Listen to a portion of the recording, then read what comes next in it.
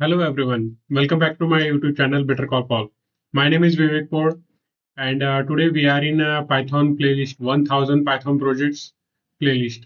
And in today's tutorial, I will show you how to build an LLM wrapper, a focused AI powered tool that converts natural language descriptions into a perfectly rendered LaTeX formulas. No LaTeX language knowledge is required. And what you will learn in this video is that what is wrapper and why it's a game changer, how to integrate OpenAI GPT-4 API keys with Flask, converting LaTeX code into a beautiful PNG images using SymPy Python library, building a clean web interface for your AI tool, how to monetize this project, these things we are going to cover in this video. And this project is perfect for students learning about AI applications, developers building their first AI SaaS service, software as a service, teachers creating educational content, anyone wanting to understand LLM wrappers. What if I told you that you could type a Pythagoras theorem and instantly get a beautiful rendered formula? No LaTeX language knowledge is required, no complex syntax is required, just plain English. Today I am going to show you exactly how to build this AI powered tool from scratch and how you can potentially earn up to $500 or more per month by selling it. Hey everyone, welcome back to this project. And today we are deep diving into something really exciting, building what's called an LLM wrapper. Now you might be wondering what exactly an LLM wrapper. Think of it like instead of giving everyone raw access to ChatGPT and letting them figure out on how to prompt it, you created a streamlined, focused tool that does only one thing, that focus only on one thing really well. In our case, that one thing is converting formula descriptions of natural languages, what you are typing, into a beautiful publication ready LaTeX images. I'm not talking about the text, I'm talking about the generation of images, LaTeX images. A student can type quadratic formula and boom, they get a perfectly rendered equation. They can paste it into their homework. A teacher can type Maxwell's equation and get a professional image for their presentation. No LaTeX expertise is required. And why this matters? Here is why LLM wrappers are so powerful. First, simplicity. Your users don't need to learn prompting. They just describe what they want. Second, consistency. With a careful crafted system prompt, you get a reliable, predictable output every time. Third is monetization. This is the key. You're not selling AI access to everyone. You are selling a solution to a specific problem. Students struggling with LaTeX, teachers making worksheets, researchers writing papers, they will pay for convenience. I have seen similar tools charging $5 to $15 per month. You just get 50 to 100 subscribers and you are looking at 500 to $1,500 monthly recurring revenue. And the best part is the code we are building today is under 50 line of code only. So let's stop talking and start building. I will walk you through every line of code and explain why each piece matter. And by the end of this video, you will have fully functional LaTeX generator running in your machine. Let's dive in. First of all, I will show you the use case of it. See, if you want to type this Pythagoras theorem, then what you will do that a square means you can't write a square or you might not need it. So what you will do, you will just a square plus b square is equals to c square. Where is it? So this looks like this is not looking good, right?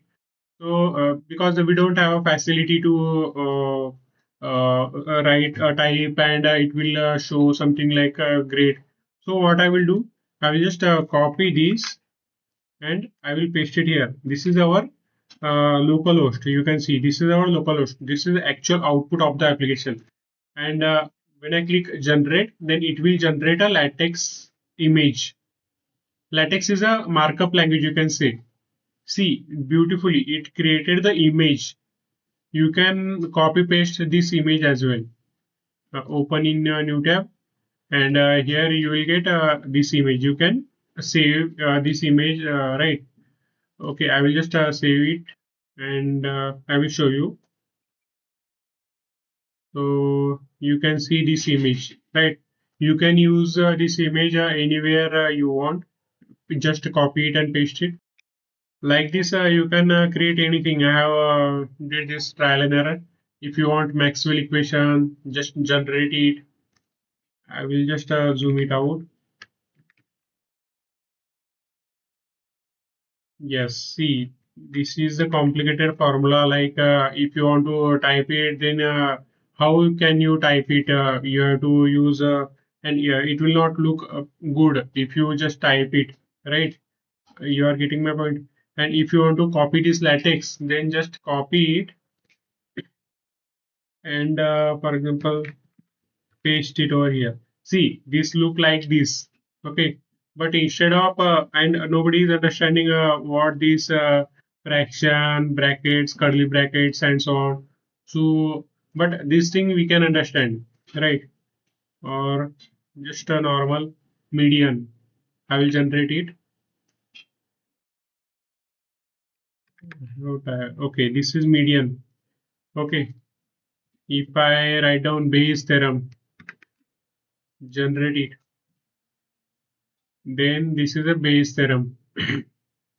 I will also show you. This is $1.32 OpenAI bill. We have I have my $5 into this OpenAI, and after this three API hit API calls, I will just reload it. We can see 1.32 changes to 1.27. So 3-4 cents will gone. Means you can say 2 cents will gone per API key hit. See, this is the formula. Okay, Bayes theorem. What it is? Bayes theorem. I will just do it. LaTeX copy. Oh no, generate Bayes theorem. So it will generate this formula. You can copy this and paste it, but it will not look good. This is the actual text. But you can copy this image, save this image as, and just okay, and open this image. This image is created. This is more beautiful than manually typing this p brackets and so on. So that is the importance of this project. We can create this kind of formulas by using AI. Which AI? OpenAI API keys. Now I will show you the actual code of this project, and I will explain you the code line by line. So this is our code. I will just maximize it. Okay, so this is the folder structure I have. This is app.py. Each and everything, this is present in my GitHub repository, and the link of this GitHub repository I have mentioned in the video description box. So this is app.py. This is requirement.txt. Okay. This is templates folder. Inside templates folder, this is index.html file. Okay, I will explain you each and every step by step, code line step by step. This is static folder, and styles.css is the file present in that folder. Okay, these 50 lines of code are there only. And this is my LaTeX means LAT from LaTeX, and ENV means this is virtual environment.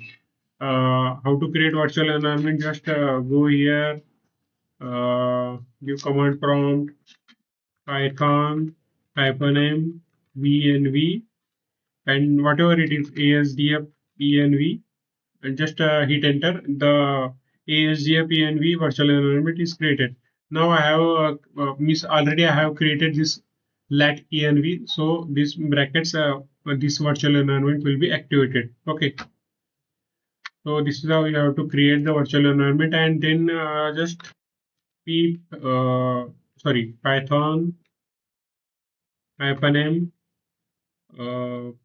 pip install upgrade pip.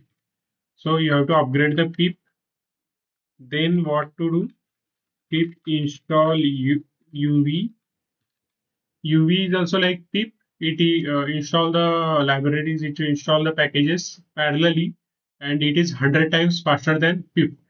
But it is not that much accurate because if we install LangChain or some OpenAI libraries, then it will show you some errors. It will not download, install these libraries, but traditional basic libraries it can install. Okay, so you have to install this. After that, UV pip install hyphen R. Hyphen R is very important. Hyphen R means read require re- requirements dot txt, and you have to hit enter. Then it will install all the libraries. Okay, so these are the basic commands, and finally you have to write down python app.py, hit enter. Then the program will run, and you will see here is I have write down this python app.py, and the Flask app will run, and you just have to control and click, right click, left click, mouse click, then the web frame will appear. So I will now explain you the code line by line starting from app.py. Okay, so I will explain you app.py first. So these are the hashtag two lines. These are comments.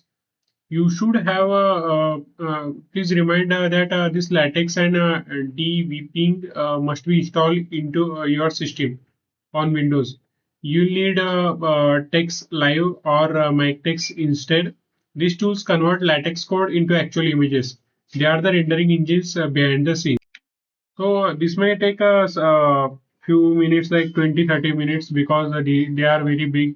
But once you install this I think 1.5 GB is the size of this text my text or text live. I have installed it.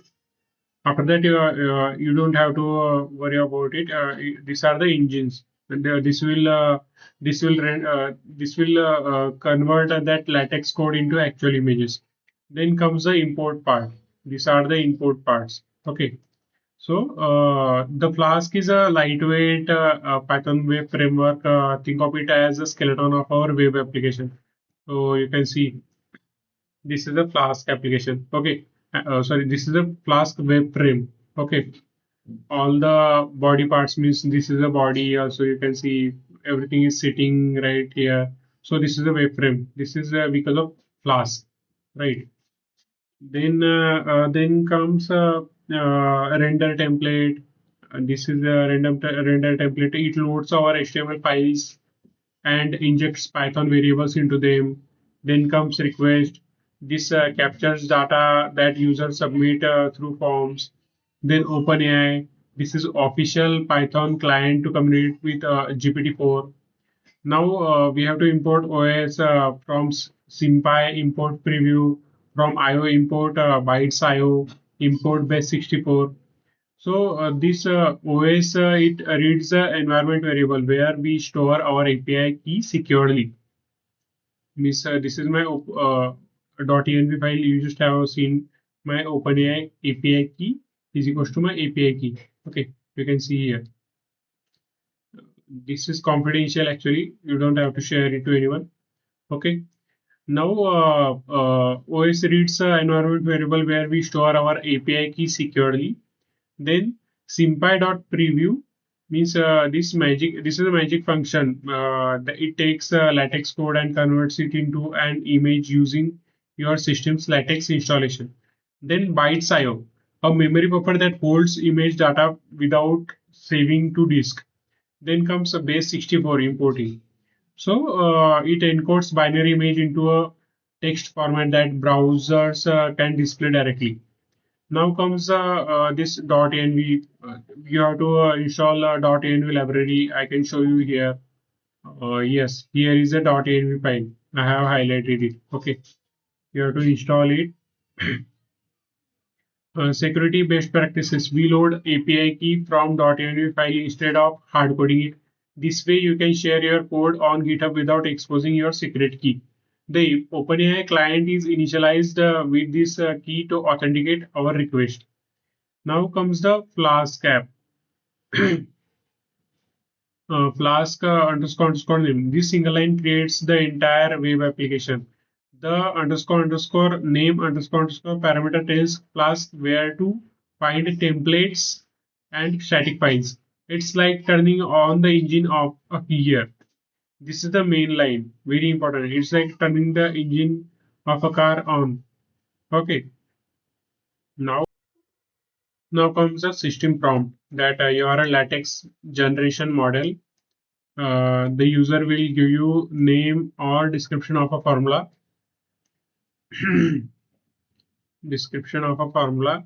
If you know it, you provide a LaTeX code that visualizes it, nothing more.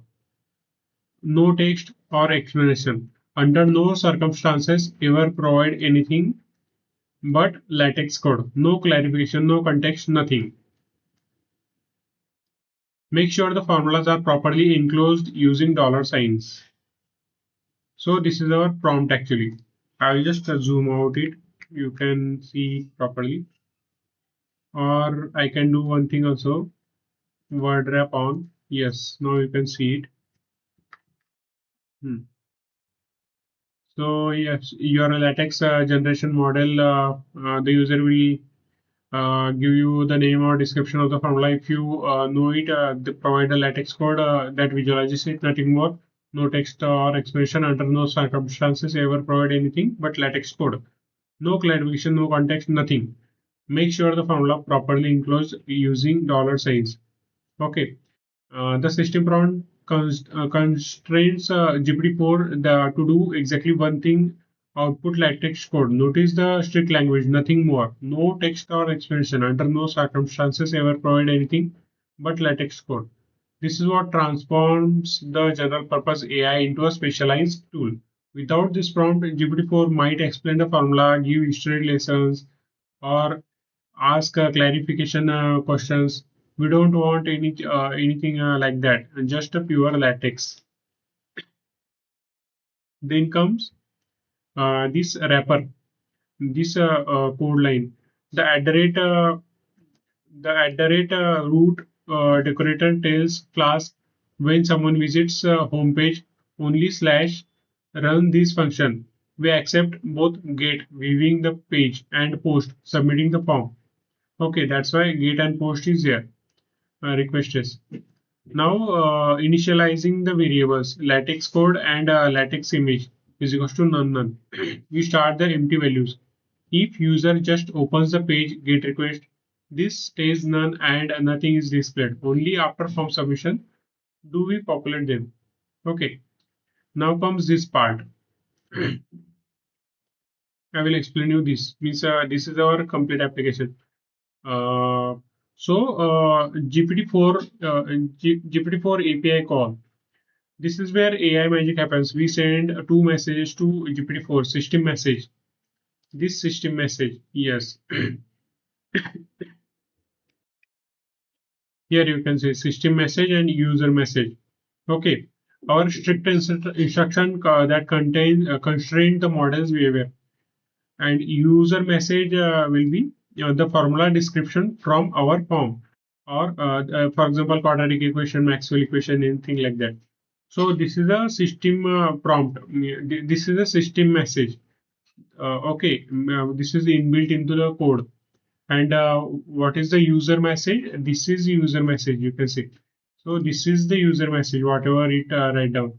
Okay. And after that, that's why we have provided get and post methods. Okay.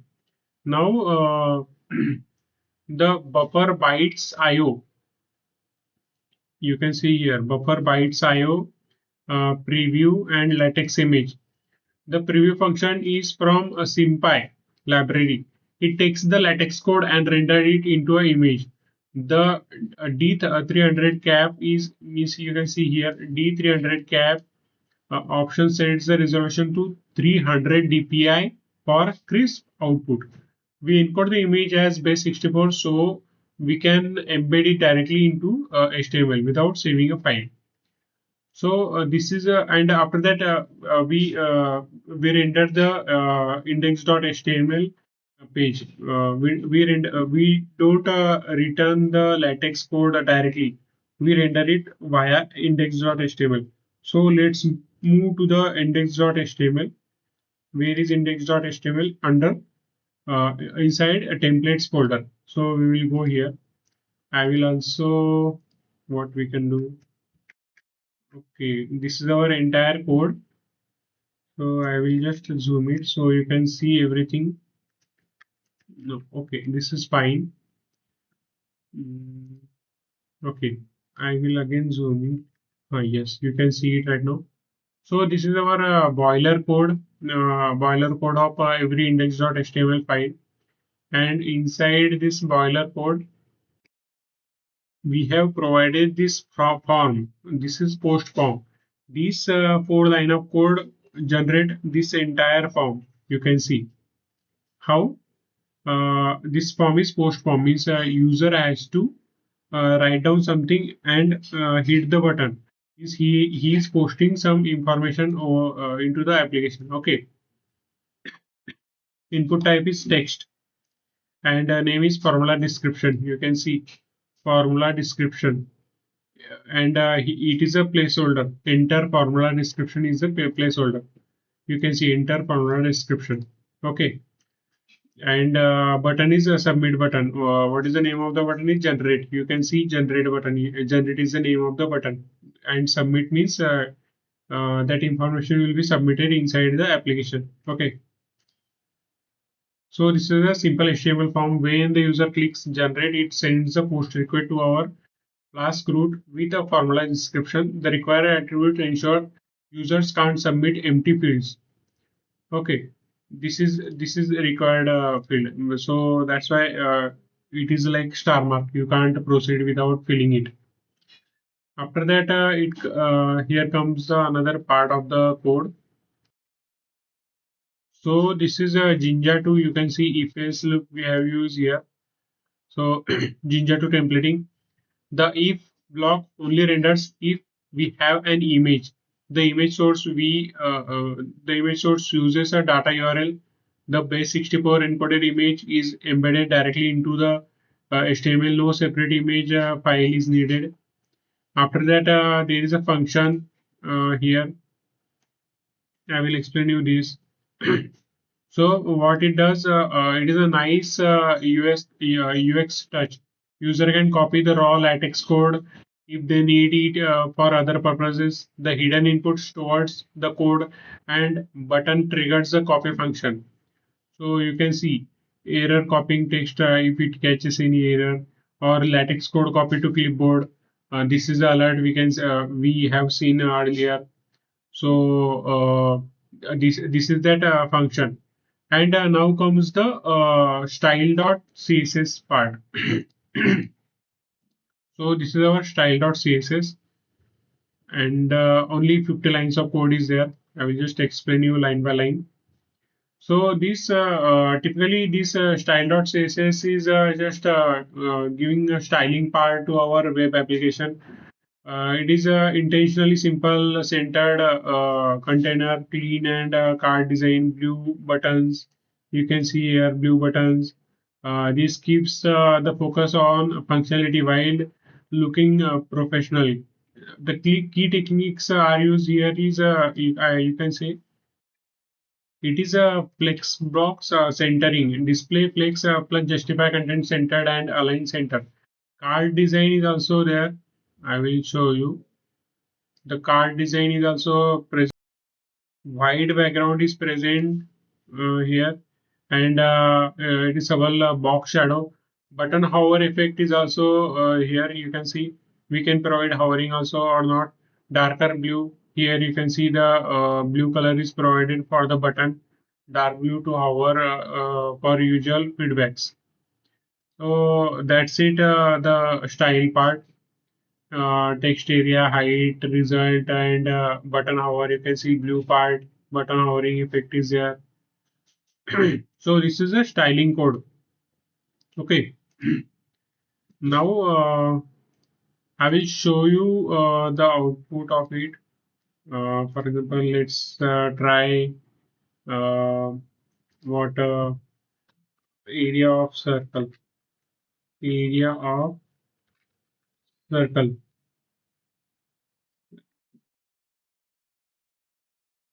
Generate.